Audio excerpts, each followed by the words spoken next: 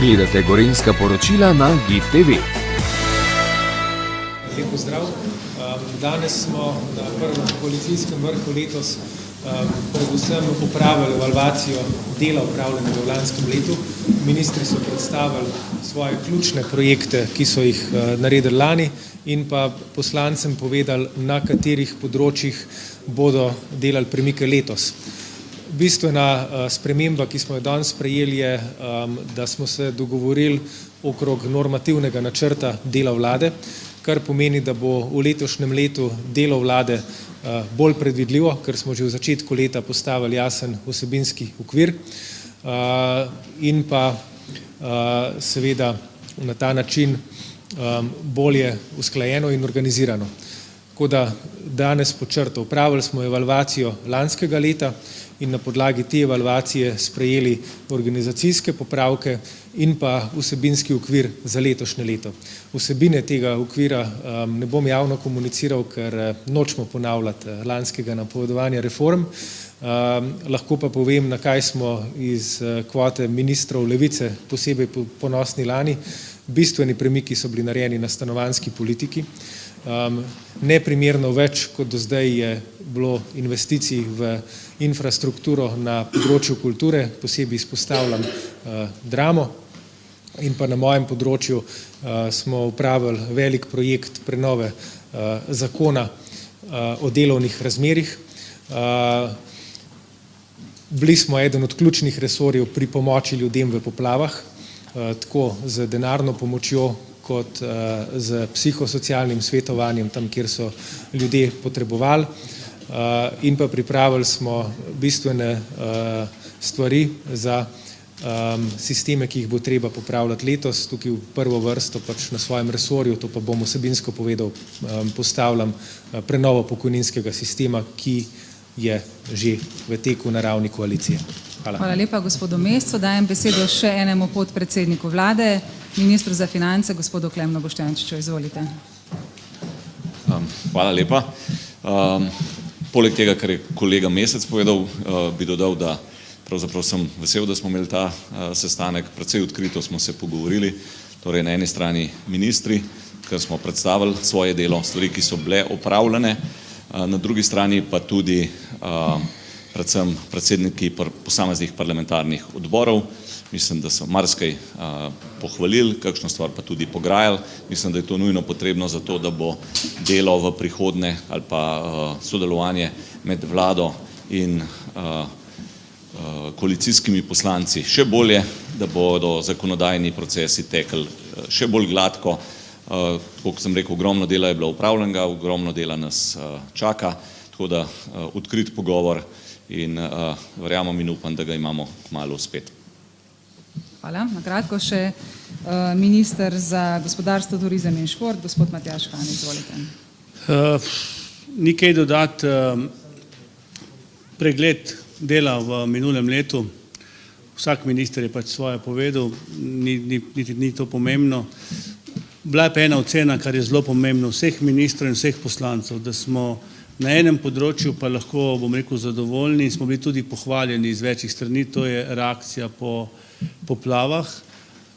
Bom rekel, tako na zakonodajni ravni, tako na, bom rekel, tudi finančni ravni, in to se mi zdi, da smo naredili, bom rekel, za prvi polčas seveda brez napake, s kakšno seveda manjšo težavico, in vsi skupaj imamo cilj, da z poplavno, bom rekel, to zgodbo nadaljujemo, da, bom rekel, v prvem poletju, kar se tiče gospodarstva, izplačamo, bom rekel, dodatna sredstva za gospodarstvo, ki je utrpelo škodo, isto za civilne ljudi, in tukaj se mi zdi, da smo se sfokusirali tudi nastavili, če lahko rečem, te ventile, kako bo hitra zadeva funkcionirala. Vse ostalo pa prav, da smo od poslancev slišali tudi kakšno, bom rekel, njihov pogled.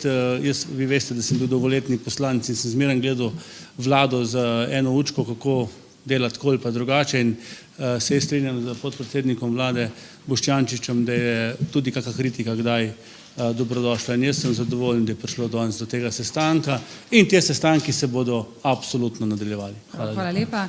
Če kakšno vprašanje je vezano na današnje srečanje, potem izvolite, se predstavite in postavite vprašanje. Gospod Mesec je povedal, vsaj z vidika Levice, kaj bo neke prioritete, lahko poveste, da še za svoje stranke, kaj bo prioritete v letošnjem letu. Izvolite. Mislim, mi imamo idej veliko, ne? Ampak ne, šalo na stran. Kar se tiče Ministrstva za gospodarstvo in dogovorjeno je bilo, da na nek način probamo usklajevati, kar se tiče produktivnosti nasploh v državi, bom rekel horizontalno skozi vlado. Mi vemo, kaj moramo na našem ministrstvu narediti z samo zakonodajo. Ne nazadnje, mi smo 20 zakonov v letu sprejeli. V zunanji politiki ne rabim govoriti, ki jo pač dobro poznate. Tudi to, bom rekel, je uspeh celotne vlade in našega resorja, zato da smo postali, bom rekel, polnopravni člani varnostnega sveta. Tako da, kar se tiče našega ministrstva, bomo zadolženi za, bom rekel, kar se tiče zakonodaje na produktivnosti. Drugače pa me poznate, čim manj bi rad napovedoval, pa čim več bi rad pokazal, kaj smo naredili. Ne nazadnje smo tudi kar nekaj investicij v tem letu podprli. To, da je gre Lek oziroma Sandoz v največjo investicijo, ni slučaj. Verjamem, da bo v preteklosti tudi kakšna druga informacija, tako da kar se tiče sodelovanja med financami, gospodarstvom in tudi dela, je včasih zahtevno, ampak ko črto potegnem, smo lahko zadovoljni. Hvala lepa. Gospod Boštjančič. Posameznih projektov iz preteklega leta in posameznih projektov za letošnje leto je za nekaj strani. Tako da jaz jih tukaj ne bi našteval, bi pa samo to povedal, da seveda ne odstopamo od vseh teh sprememb, ki smo jih napovedali. Veliko stvari se je že zgodilo. Ene stvari poznate, recimo na zdravstvenem področju, so se konec lanskega leta, veliko stvari se pripravlja in se jih že dela. Torej, gre se za to, da spremembe se dogajajo na vseh teh področjih, pa ključnih, ki smo jih napovedali. Ni pa to pretežno v smislu, zdaj bo pa ena velika novica in en kup sprememb, tako kot sem rekel, samo zdravstvena reforma, katero sem večkrat povedal, da je prva prioriteta te vlade. En kup ukrepov je bilo izvedenih, zakonskih sprememb, en kup jih je v pripravi, pravzaprav ni kamna, ki ga ne bomo obrnili, torej pravzaprav gre za spremembe, ki so pravzaprav, ne rečem, kar se zdravstva tiče, vseobsegajoče. Podobno je tudi na nekaterih drugih področjih in o tem je bilo predvsem danes debata, kje smo in kaj so tiste stvari, ki jih bomo letos izpeljali. Zelo pomembno je pa tudi sodelovanje med posameznimi resorji in ministrstvi. Kolega Han je omenil produktivnost. Absolutno je produktivnost en ključnih ciljev. To seveda ni kratkoročen cilj, ampak dolgoročen cilj, ki je nujno potreben, da preko večje produktivnosti, večje dodane vrednosti in posredno večjega bruto domačega proizvoda v resnici uspemo sfinancirati vse želje ali pa pričakovanja, ki jih imajo prebivalci naše države. Tukaj je seveda ena vrsta ukrepov, ki se je že izvedla lani. Včeraj smo imeli recimo makroekonomski svet namenjen temu področju in gre za izrazito interdisciplinarno stvar, torej za sodelovanje vrste resorjev, šolstva, visokega šolstva, gospodarstva, financ, dela in tako naprej. Tako da v resnici v teh stvareh smo se danes tudi veliko pogovarjali in to je tista stvar, da bo to sodelovanje čim bolj gladko teklo, kar seveda običajno en sam resor ne more narediti veliko. Hvala lepa.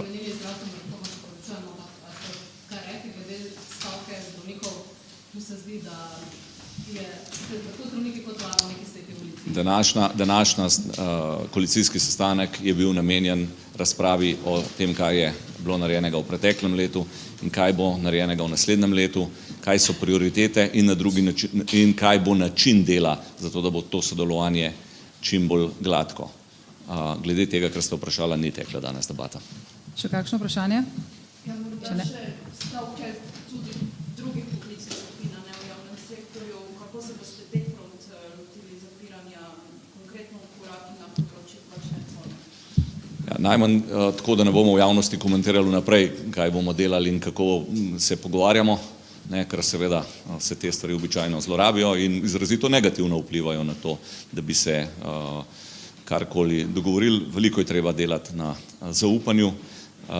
Vlada iskreno misli za prenovo plačnega sistema, gre pa za zelo kompleksno stvar, torej spet ni samo en ukrep, ampak vrsta ukrepov, ki so od skupine do skupine javnih uslužbencev različni.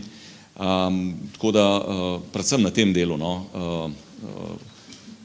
vzpostaviti zaupanje, zato je potrebno vrsta sestankov, ne samo eden, ker je predpogoj za to, da bomo v resnici to uspeli izpeljati, ampak tako, kot sem rekel, podrobnosti v tem pa seveda ne bom in tudi v prihodnje ne mislim, da je to javnosti. Prav, hvala lepa. Mislim, da smo izčrpali.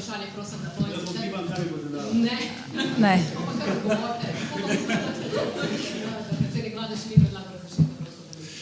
Glejte, danes sem začel zjutraj ob 5:30 sem se peljal v Ljubljano. Bil sem na vladi, bil sem na otvoritvi Adria turizma, zdaj grem na menedžerje, vmes sem bil še tule in vmes se pač dogaja ta zgodba. Verjamte mi, da bomo vso zadevo tudi rešili, ker nimamo privilegija, da bi ena zgodba posameznika ovirala reševanje problemov 2 milijona ljudi. Hvala.